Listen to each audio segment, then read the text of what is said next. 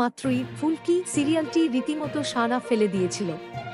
TRP তালিকায় নয় প্রথম আর নয় দ্বিতীয় স্থানে থাকে এই সিরিয়ালটি। আর এই সিরিয়ালে ডেবিউ করেই দর্শকদের মন জয় করে নিয়েছেন ফুলকি তথা দিব্যানী মণ্ডল। ছোট পর্দায় অভিনয় করলেও দিব্যানীর জনপ্রিয়তা এখন আকাশ ছোঁয়া।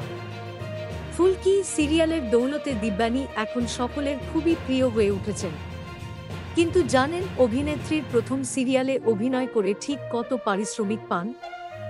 দর্শকদের সামনে এক একটা পর্ব তুলে ধরার জন্য সকল অভিনেতা অভিনেত্রীদের করতে হয় বিরাট পরিশ্রম। আর তারকাদের সেই পরিশ্রমের এক এক মিনিটের পারিশ্রমিক সংখ্যায় অনেক। ফুলকি সিরিয়ালটি খুব কম সময়ের মধ্যেই দর্শকদের দারুণ ফেভারিট হয়ে গিয়েছে। নাম ভূমিকায় থাকা দিব্যানীর চরিত্রটিও দর্শকদের দারুণ প্রিয়। দিব্যানীর বিপরীতে রয়েছেন অভিষেক বোস। দিব্যানী অভিষেকের জুটিও খুব ভালো লাগছে দর্শকদের। এই ফুলকি সিরিয়াল দিয়েই টেলিভিশনে পা রেখেছেন দিব্যানী। এক বিনোদনের ওয়েবসাইট অনুযায়ী এই অভিনেত্রীর প্রথম ধারাবাহিক হল ফুলকি। প্রথম ধারাবাহিকেই নিজের অভিনয় দক্ষতা দিয়ে দর্শকের মন জয় করে নিয়েছেন তিনি। দিব্যানী এই মুহূর্তে পারিশ্রমিক পান প্রায় 1,12,000 টাকা। পারিশ্রমিকের নিরিখে তিনি রয়েছেন 10ম স্থানে।